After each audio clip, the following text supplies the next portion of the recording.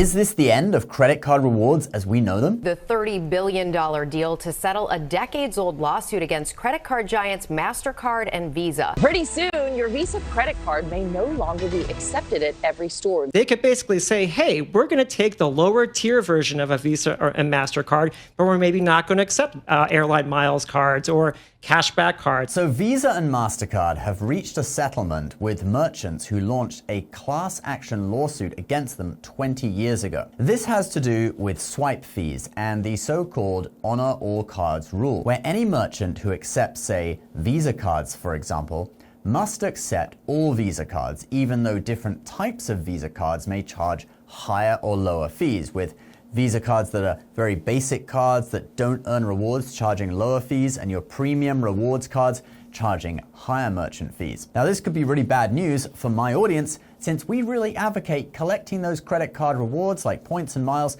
to use for free travel. So in this video, we are going to look at what exactly has been decided, how it might affect you, and if it will even become law at all, because this still has to be signed off on by a judge. Hey credit warriors, welcome to the show. My name is Ben Hedges, aka the Credit Shifu, and on this channel, I cover US credit cards, personal finance, and travel hacking. If you like the sound of that, please subscribe, but let's get into the video. Oh, and this video is brought to you by Silo, but more on that later.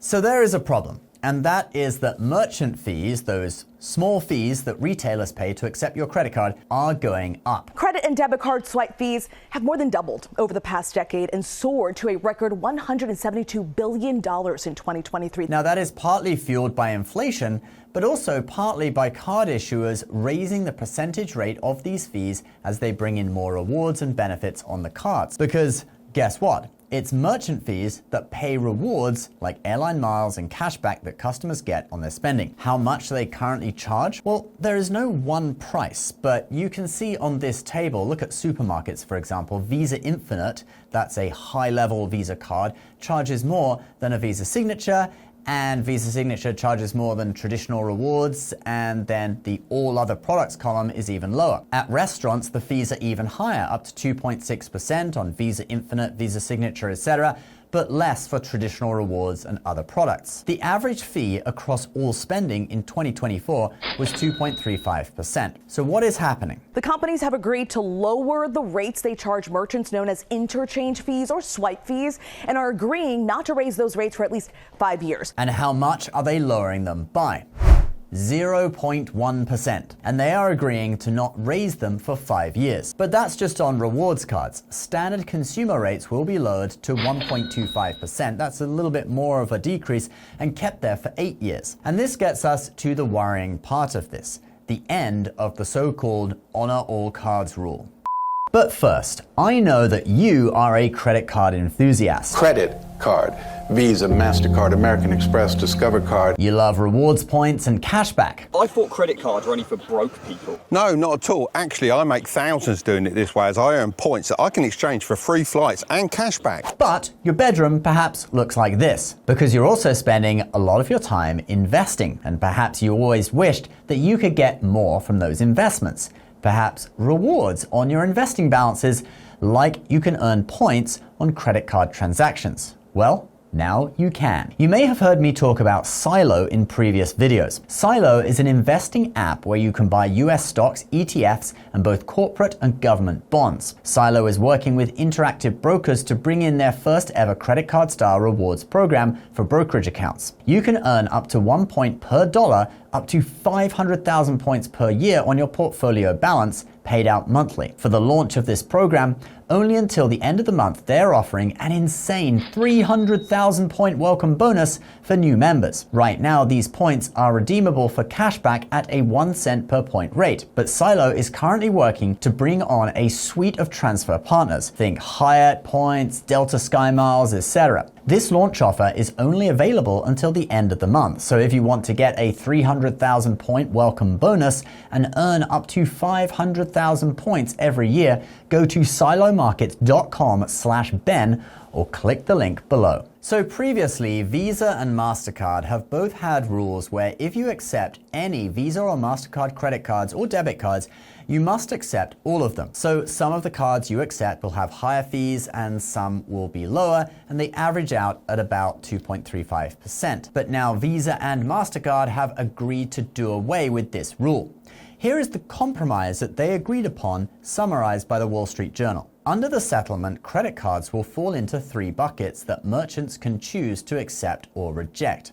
Those buckets are wide, however, and the most popular cards that make up a majority of spending are grouped together in one category, making rejection a risky prospect for a store. And these are the 3 buckets. Commercial cards, okay, that's going to include business credit cards. Premium cards, okay, including rewards cards. And standard no rewards cards. I want to understand a little bit more though about what card would be in each bucket. Certainly things like the Chase Sapphire Reserve, the Capital One Venture X, they would count as rewards cards. They're going to be in that premium bucket. But what about the Chase Freedom Unlimited or Citi Double Cash, okay? No annual fee cards that earn just a basic flat rate of 1.5 or 2% cash back on everything. That's a lower rewards rate. Are they standard or premium? Okay, the impression I'm getting from these articles is that if a card earns any rewards at all, it is in the premium bucket, but I haven't seen anything to 100% confirm that yet. According to a report by the Bureau of Consumer Financial Protection, 90% of credit card spending is done on rewards credit cards. So if all those rewards cards are in one bucket, if you choose not to accept that bucket, you are turning away 90% of credit cards. For many merchants, that could seriously impact their revenues, since some people may choose to shop elsewhere so that they can earn rewards. Meet Kevin brought up a good point in his video on this, saying that many big merchants like Amazon all have their own co-branded credit cards. The Amazon one lets you earn 5% at Amazon, for example, and Amazon get a portion of the merchant fees on those cards anyway, so they're making profit from them too. So you would at a minimum be able to use Amazon's own credit card, but if their own credit card is in that premium cards bucket, then they'd have to accept all the other premium rewards cards as well. So basically all of the big stores are probably going to still accept rewards cards if they have their own store card.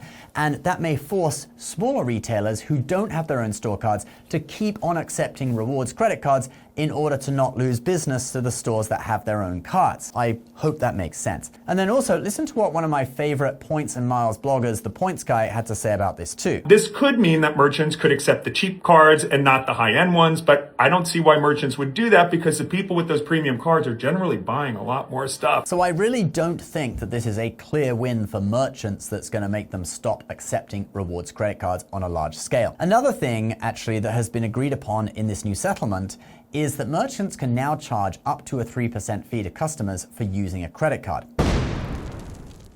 But this isn't really ideal for merchants either, since it could drive customers away or to other stores that don't charge that fee. Research has shown that consumers do spend more money when they use credit cards, so rewards cards really drive sales. It's probably better for businesses just to make everything 3% more expensive, even cash transactions, and most businesses do that already. To be honest, handling cash has costs associated with it too. Medium to large stores normally pay for cash to be picked up in armored vans and taken to the bank, which obviously costs money. And for small stores, carrying a large amount of cash out of the store when you lock up at night is risky. You could get robbed. So making everything 3% more expensive covers credit card fees, but it also might cover secure pickup for cash fees as well. Then when does this go into law? Well, a judge still has to sign off on it, and that is the same judge that refused to approve an earlier version of the settlement. So this may not be finished yet, but even if it gets signed off on, I think the only thing you're really going to notice is rewards rates and benefits kind of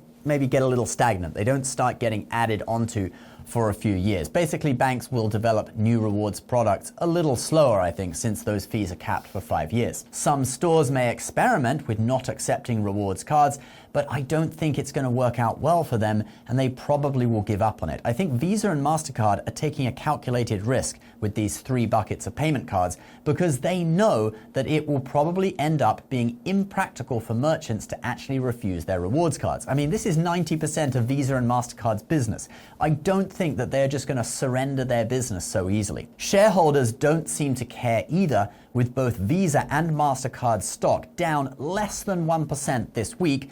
where the market has been down as a whole anyway. So I think that counts as basically the stock is flat. This is usually a good sign that it won't affect business much if it hasn't affected the stock, okay? That means shareholders aren't selling. So I don't think that you really have anything to worry about, and your credit card rewards are probably safe. It'll be interesting to see if any stores try the whole accepting one type of card but not another thing.